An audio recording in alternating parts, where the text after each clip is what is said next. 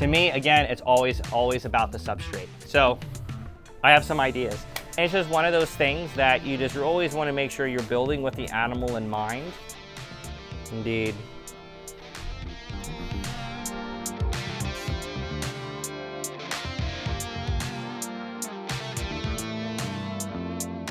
Hi everybody, how's it going? My name is Josh. I am the owner and founder of the Bldg. You can visit my website, Bldg.com. Check us out on all of our socials, and of course, hit that like and subscribe button. And today, I'm gonna show you guys and talk about how we build a bioactive terrarium for a crested gecko. Now, these are inquisitive, adorable, crepuscular lizards that are everywhere in our industry. They come in almost every color that you could think of, and so many people work with them. So they are readily available as captive bred babies, which is just amazing. These geckos are great starter lizards for anybody looking to get into the reptile hobby, and they are a lot of fun to build terrariums for, so let's get to building. I have an Exoterra 181824 in front of me, and we siliconed one of our Bldg backgrounds in here.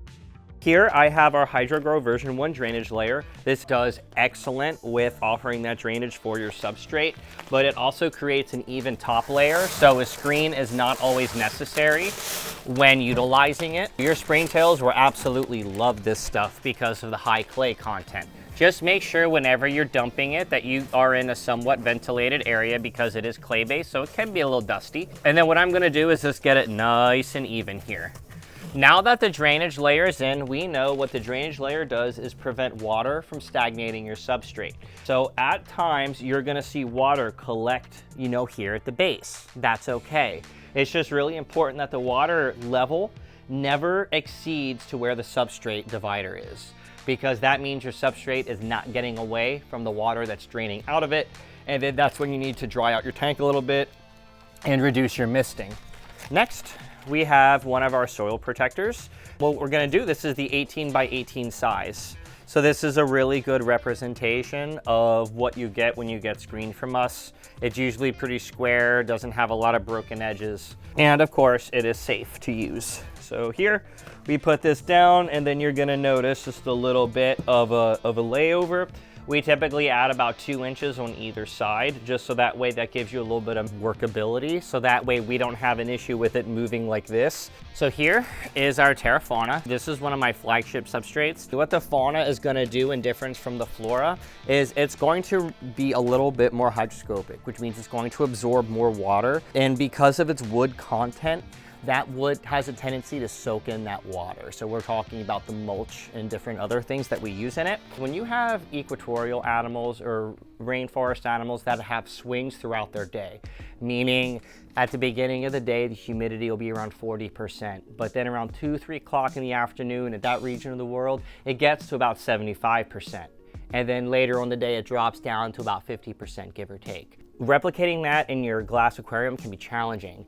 The fauna, because it holds a little bit more moisture, but also drains, when you miss your habitat, it really helps maintain those spikes for a longer period of time. Then it helps with respiratory, helps with shedding, helps with hydration. That is a key cornerstone to reptile keeping, right? To me, again, it's always about the substrate. So after we put in our substrate, I'm gonna add in my BioShot. I will always sell my BioShot separately because A, it's always fresh made.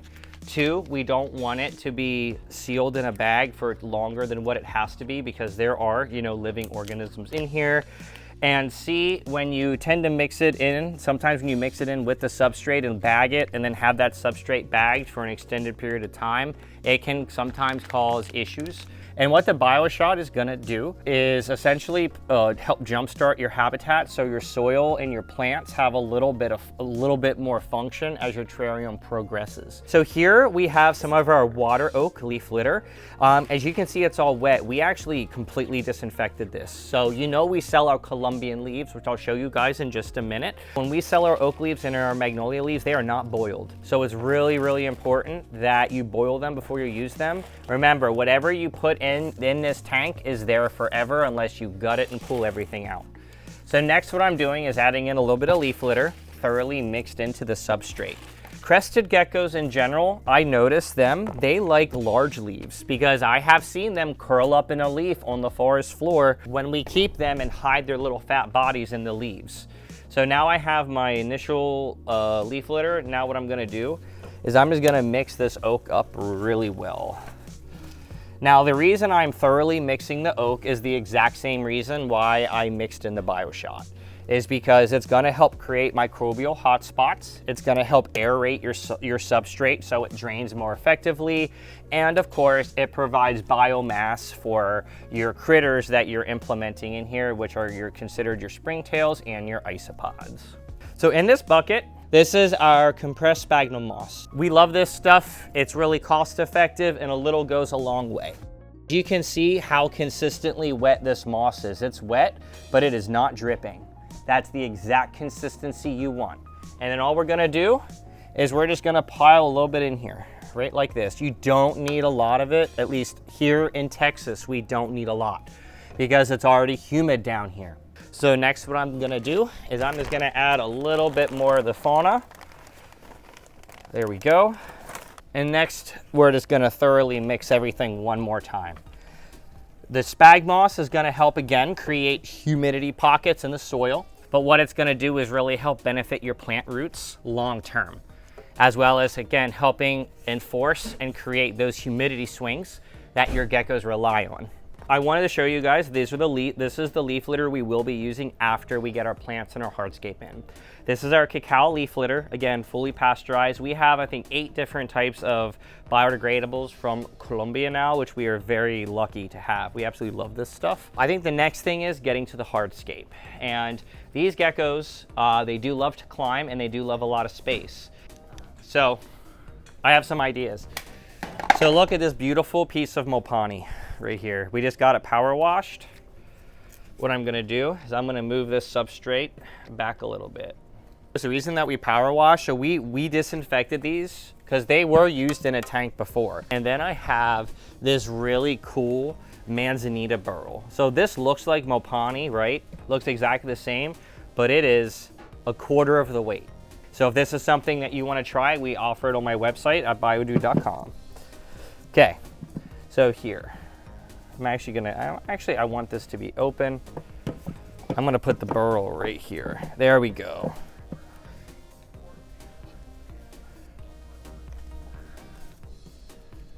Look at that, I dig it. I'll be able to do something cool with that. So one thing that's really important is you wanna make sure that all of your hardscape is secure. So then I have these branches that look like the stump of a tree. I think that's gonna look really cool with this Bldg Cork background. This is labeled the tropical background, just so that way you guys are aware. But the thing is, now that I'm looking at this piece, I'm not gonna be able to put the brom there because it's gonna be completely cut off from that side choke point. It would actually be crazy if you could just like look at the tank and look at the tank and be like, okay, these are exactly what we need. I used to be able to do the semblance of that, but it just takes me a while now. There we go. That I can deal with.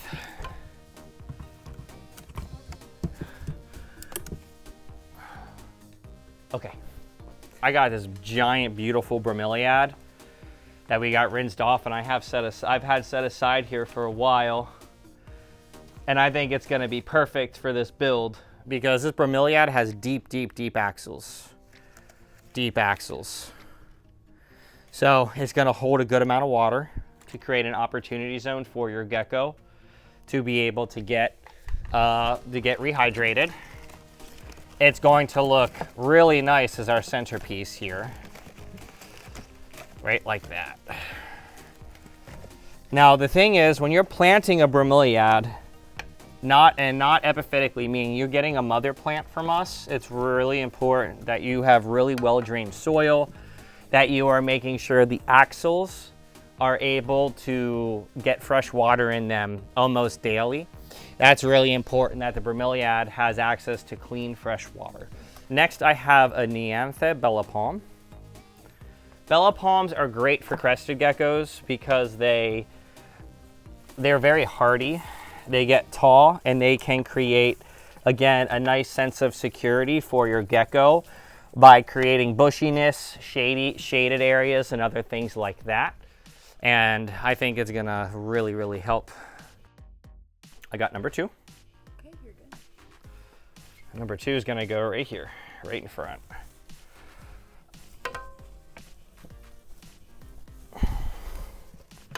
Again, it's really important that you make sure your plants can get away from each other, but that they also, if you're trying to create that nice bushy look, that you're able to do so. A little bit of a pro tip, what you can do is take a little bit of the wet spag and you can gently lay some around the top part of your root bases. So that way when it mists, it helps keep that soil just slightly more damp for a slightly longer period of time. So this is a croton. And now this one's gonna get a little taller. So this one I'm gonna put right here, right like that. Here's a rattlesnake vine. This is a calathea. This has been in my greenhouse for a long time. And this plant was basically dead. When the freeze came a while ago, it like completely destroyed it, but we've been growing it back, and it's now ready to go into one of my tanks here at the Dude, because when they go into that health target area, we're not able to sell them to people. So I'm gonna put the calathea right here in the front, still leaving room for a water bowl, which again, we will always provide. And once these grow up and get nice and bushy, I think it's gonna look pretty good. We're gonna see how well this fits in.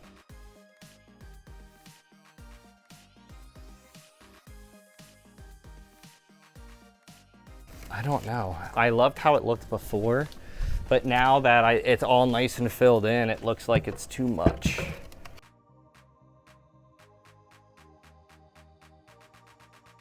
So first I have this beautiful Neoregalia fireball. Fireballs can get pretty big.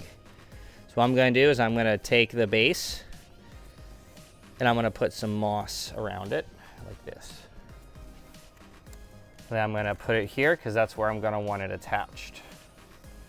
Then what I'm gonna do, I'm gonna take my clip after it's where I want it, bingo, and then I'm just gonna tie it like this. You can also use fishing line for this. Just again, be really careful.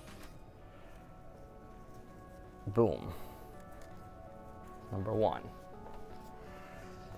Then we have number 2.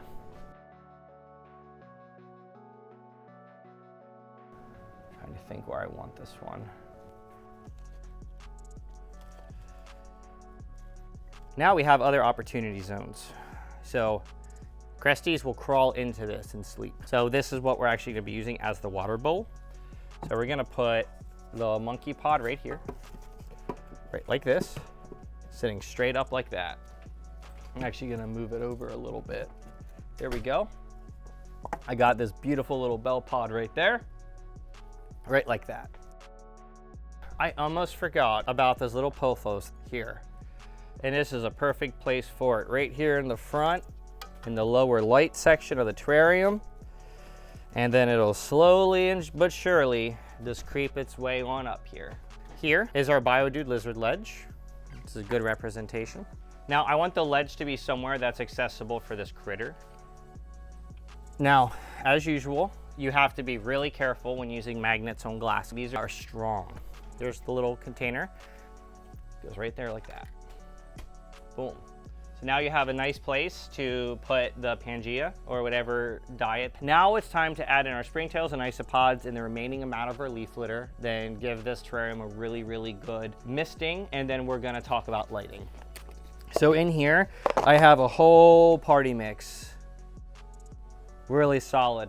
Now I'm gonna be putting all these guys in here, right like this. I'm gonna be putting them all at the base.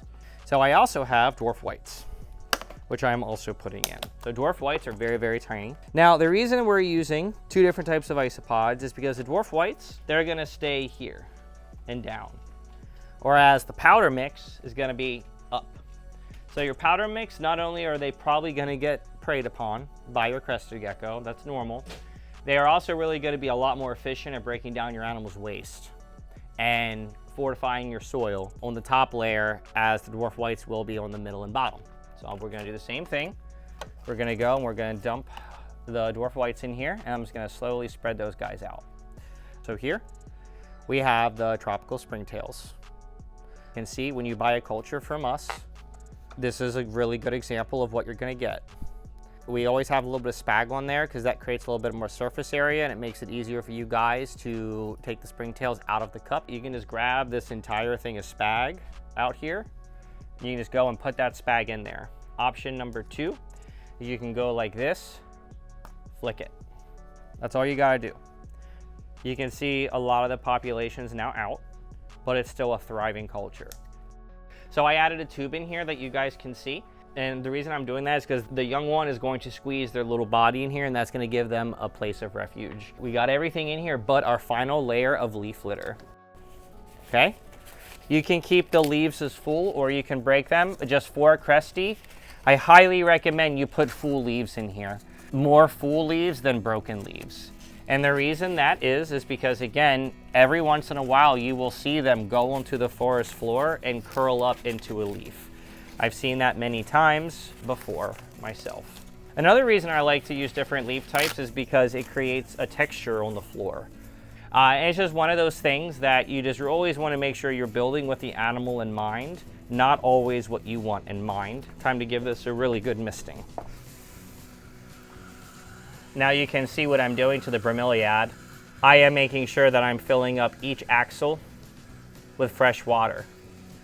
When you guys put your plants in your terrarium, your plants are going to go through shock. That's why it's really, really important that you give your terrarium a couple days to cycle before you introduce your animal. You want your cleanup crew to get established, work out where they're going to be living. You want the humidity to get worked out. You want to make sure that your parameters are correct because as your tank cycles and gets established, sometimes the parameters you're getting on day 1 aren't going to match the parameters you get in day 5 and day 12 and so on. If your mister is not able to get down into the deeper layers of the substrate, it's also important to give your plants a little bit of a water. Meaning like you are putting, 1/8 of a cup of water or so directly into the soil, right at the base of their roots. Now let's talk about lighting. So you do notice the 2 brackets here at the top. Our showroom here is kept at between 75 and 76 degrees. We do not give our Cresties a hot spot unless it's wintertime here. When at nighttime, sometimes our showroom can drop to like 60 degrees, which then in that case, we may provide a very small wattage heat bulb. The first light that we have right here is our plant light. So what's really nice between the 2 is that they can be daisy chained together. First, the Solar Grow LED, you can see this is an LED light. This is going to provide the spectrum needed to grow your live plants as well as providing a photo period. And then we also provide UVB light. So what we will put into the solar lamp fixture was this is the 12-inch and we will daisy chain both of them together just like up here. And what we use is the Shade Dweller, the 2.4% made by Arcadia. This is a really shallow Ferguson zone between a 1 and a 2.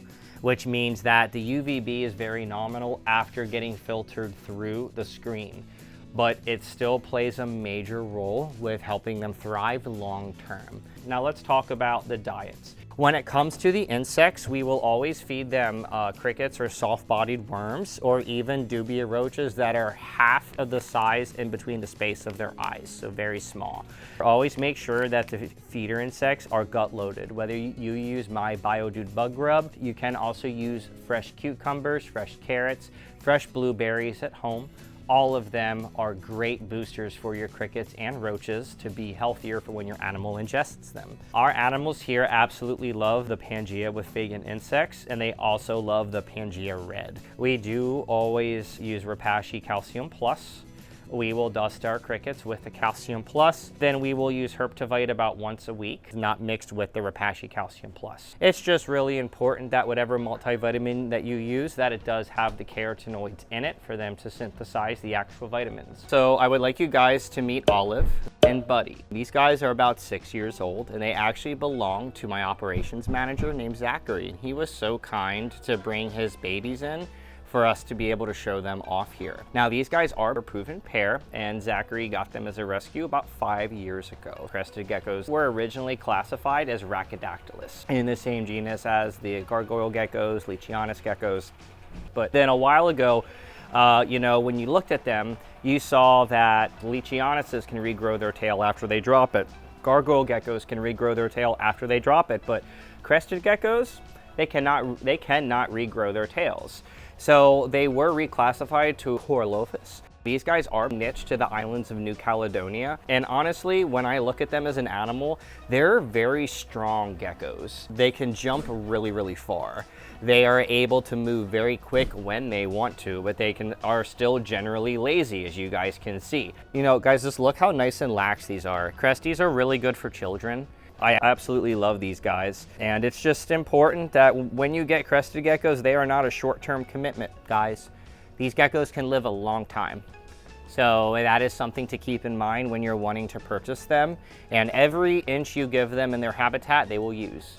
I had an absolute blast making this habitat. I think it's really solid for a crested gecko. On our website, we do have our blog that has a lot of information about keeping crested geckos, about how to maintain your bioactive habitat.